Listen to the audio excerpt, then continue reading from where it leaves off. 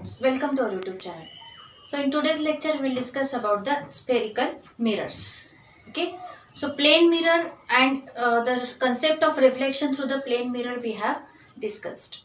Spherical mirror म्हणजे काय असतो ह्याच्यासाठी आपल्याला एक गोष्ट माहित असायला हवी की दोन टाईपचे जॉमेट्री असतात. एक जॉमेट्री असते स्पेरिकल जॉमेट्री आणि एक जॉमेट्री असते सर्क्युलर जॉमेट्री.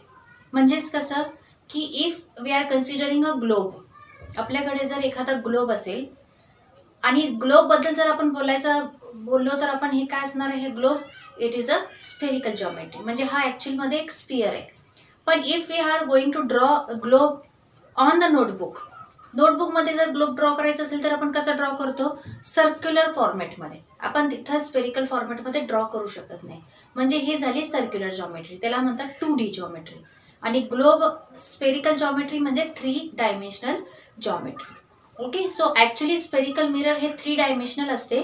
आपल्याला ग्लोब सारखा जो पूर्ण स्पेरिकल मिरर असणार आहे किंवा स्पेरिकल सरफेस असेल त्याच्यापासून कट करूनच आपण स्पेरिकल मिरर बनवतो.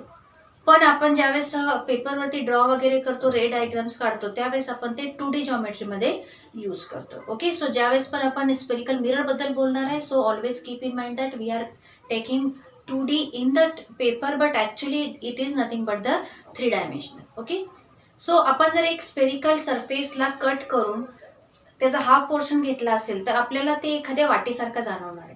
मग ते वाटीची आतली बाजू आणि बाहेरची बाजू असे त्याचे 2 सरफेस होतात. त्याच्यावरून स्पेरिकल मिरर तयार केले जातात. ओके, सो स्पेरिकल मिरर म्हणजे ज्याचा सरफेस जो आहे तो कर्व असणार आहे, त्याला कर्व मिरर पण म्हणतात. ओके, सो कर्व सरफेस असणारा मिरर म्हणजे स्पेरिकल मिरर. हे ऍक्च्युली 2 टाईपचे असतात. So types of spherical mirror, first type आहे concave mirror and second type आहे convex mirror.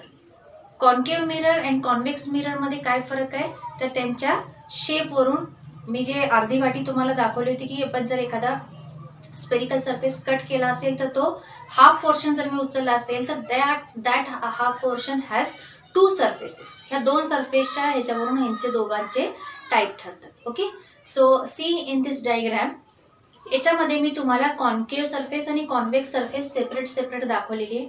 C left hand side जे दाखवलं आहे that is the concave surface, ज्याच्यामध्ये कर्व सरफेसच्या आतली जी बाजू सरफेस असेल, कर्व सरफेसचा इंटरनल पोर्शन जो आहे तो पॉलिश्ड आहे. म्हणजे तिथून रिफ्लेक्शन प्रोसेस जे आहे ते रेसची होणार आहे.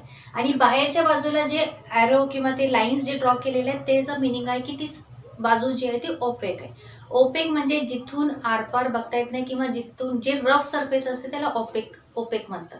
Okay, so left hand side हे कॉन्केव्ह सरफेस दाखवते, कॉन्केव्ह मिरर.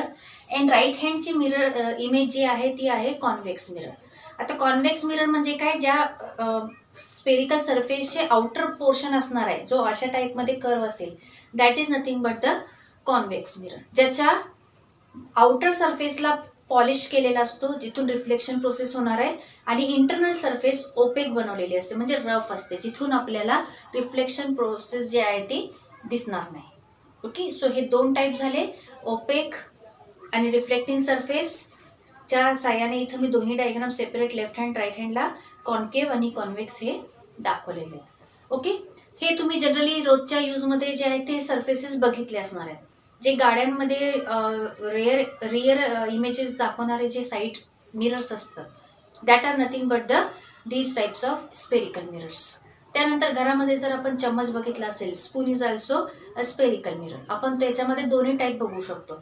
जर आपण बॅक साईडच्या मध्ये बघत असेल स्पूनच्या तर it is nothing but the convex mirror. आणि इनसाइड जर आपण स्पूनच्या बघत असेल कर्व सरफेसच्या तर it is nothing but the concave mirror. So हे एक्झाम्पल तुम्ही बघून ह्या दोन्ही मिररचा अंदाज घेऊ शकता. ओके, हे झाले टाईप बद्दल. आता दोन्ही जे आहेत मिरर्स हे वेगवेगळे टाईपचे आहेत, त्यांच्या प्रॉपर्टीज पण डिफरंट आहेत. So first of all concave mirror इथं मी दाखवलेलं आहे. रे of light when it incident on the concave mirror, ray of light will always travel parallel to each other. So ray of light is on concave mirror and after incidenting it is reflected. So reflection जे आहे that reflection will be always at a single point. सगळ्याच parallel लाईनचं reflection एका single पॉइंटला येऊन meet होणार आहे. They all rays meet at a single point after reflection. तो सिंगल पॉइंट म्हणजेच त्याचा फोकस असतो त्या मिररचा. आणि ह्या टाईपमध्ये इथं सगळ्या रेज जे आहे ते एकत्रच जमा होतात, एकत्र गोळा होतात. They all gather together. ह्या कन्सेप्टला म्हणतात कॉन्व्हर्जिंग ऑफ द लाईट. म्हणून ह्या मिररला म्हणतात कॉन्व्हर्जंट मिरर. कॉन्केव्ह म्हणजेच कॉन्व्हर्जंट मिरर आहे. ओके, म्हणजे सगळ्या रेज ऑफ लाईटला एका पॉइंटला कॉन्सन्ट्रेट करतो, तो असतो कॉन्व्हर्जंट मिरर म्हणजेच concave mirror. Okay, second diagram इथं मी कॉन्व्हेक्स मिररची दाखवलेली आहे. याच्यामध्ये सगळ्या रेज जे आहे ते पॅरलल इन्सिडेंट होणार मिररवरती. पण जेव्हा पॅरलल इन्सिडेंट होणार आहे, लॉज ऑफ रिफ्लेक्शन फॉलो करत त्यांच्या जाण्याची जी डायरेक्शन असेल that will be as shown. So they all are moving in the different directions. आणि त्याच्यामुळे ते कधीच एकत्र जे आहेत त्या सेम डायरेक्शनमध्ये एकत्र आलेले दिसत नाहीत. ह्याला म्हणतात divergence of the light rays. विखुरणे, डायव्हर्जंट होतात म्हणजे सगळे वेगवेगळ्या डायरेक्शनमध्ये पसरतात. म्हणून कॉन्व्हेक्स लेन्सला कॉन्व्हेक्स मिररला डायव्हर्जंट मिरर पण म्हणतात. Means they are all moving in the different directions. So हा बेसिक डिफरन्स आहे कॉन्केव्ह मिरर आणि कॉन्व्हेक्स मिररमध्ये. ओके, सो काही इम्पॉर्टंट कन्सेप्ट आहेत जे आपल्याला ह्या दोन्ही मिररसाठी बघायचे आहेत. So one by one I will explain with the definitions also. So see here, first we'll focus only on the concave mirror. So concave mirror दाखवलेला आहे मी. ह्या कॉन्केव्ह मिररमध्ये एक सॉलिड सरफेस दाखवली आहे म्हणजे जी ओपेक आहे, ज्याच्यातून रिफ्लेक्शन होणार नाही. त्यानंतर एका कॉर्नरला इथे लेफ्ट हँड साईडला मी दाखवलंय की rays coming from this way, म्हणजे रे ऑफ लाईट इथून इन्सिडेंट होणार आहे. ओके, सो ह्या डायरेक्शन कशी आहे तेवढी फक्त दाखवण्यासाठी दिलेलं आहे. नाव सी द कॉन्केव्ह मिरर. हा एक स्पेरिकल पोर्शनचा तुकडा आहे, पार्ट आहे. Okay, so it is also a portion of a curved surface. It has also a curve. ह्याचा जो सेंटर असेल ह्या पुऱ्या स्पेरिकल मिररचा म्हणजे कॉन्केव्ह मिररचा जो सेंटर असेल that is represented here as a P. P is called as a pole. Pole is the centre point of the concave mirror. Okay, P. त्यानंतर P पासून जे स्ट्रेट लाईन एक्स एक्सिसला parallel जे draw केलेली आहे that is called as a principal axis. The line passing through the pole and which is parallel to the X axis is called as a principal axis. Okay, ह्या दोन गोष्टी झाल्या. आता याच्यानंतर याच्यामध्ये तुम्ही जे कर्व सरफेस कट केलेला आहे कॉन्केव्ह मिररसाठी, तो जर आपण अगोदर बघितला तर पूर्ण एक स्फेअर होता म्हणजे एक पूर्ण गोल आकार असणार आहे, त्याचा काहीतरी सेंटर असेल. Okay, so centre of that curved body of that concave mirror is a centre of curvature. त्याला आपण इथं सी ने रिप्रेझेंट केलं आहे बघा, एकदम लेफ्ट साईडला सी आहे. C is a centre of curvature म्हणजे ज्यावेळेस हा पूर्ण स्फेअर आपण इमेजिन करणार आहे त्या स्फेअरचं सेंटर म्हणजेच ह्या मिररचा सेंटर ऑफ कर्वेचर असेल. आता सेंटर आहे तर सेंटरपासून त्या स्फिअरच्या बॉर्डरची डिस्टन्स म्हणजे काय असतो, radius. So here pole and centre of कर्वेचरचा मधला डिस्टन्स म्हणजे काय झाला, it is radius of curvature. Okay, pole, the distance between pole and centre of curvature is called as a radius of curvature. आणि मगाशीच आपण फोकस बद्दल बोललो होतो की the light rays that are gathering at a single point, that point is called as a focus. आणि तो focus F ने इथं मी रिप्रेझेंट केलेला आहे.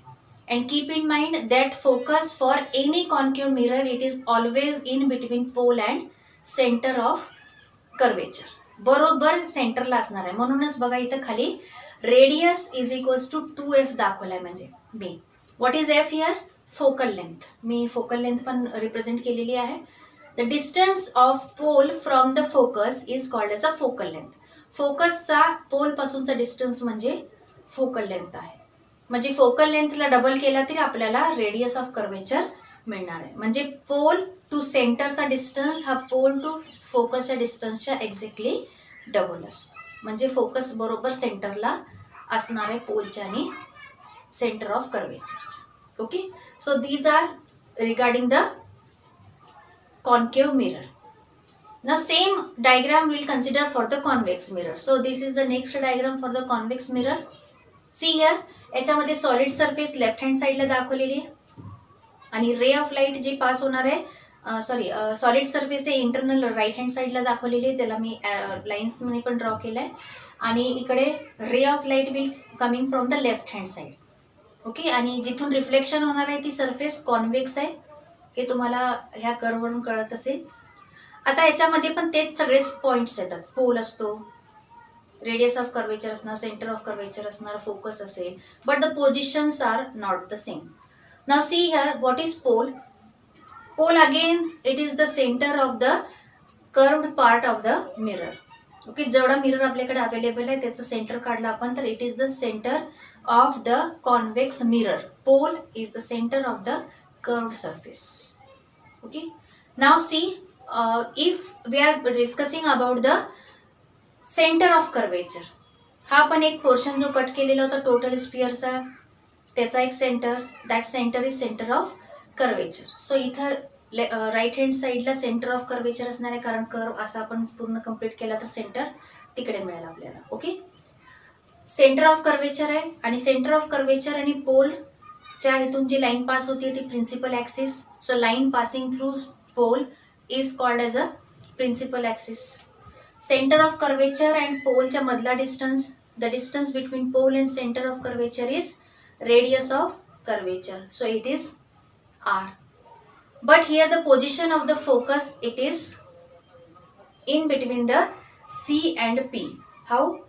हे तर डायव्हर्जंट लेन्स आहे. काय होत होतं, ज्यावेळेस rays are passing coming from the left hand side, parallel rays they are coming from the left hand side, they are diverging in the different sides in the same direction. Means left hand साईडने incident होणार, left hand साईडला सगळे diverge होऊन separate डायरेक्शनमध्ये जाणार. मग तेच जर raise सगळ्या आपण एक्सटेंड केल्या to a point, will see that they all are seem to be, it is imaginary actually, they are all seem to be concentrate on a single point, that is nothing but the focus. So इथं focus जो आहे तो मिररच्या internal पार्टमध्ये आपल्याला दिसणार आहे, means back side of the mirror.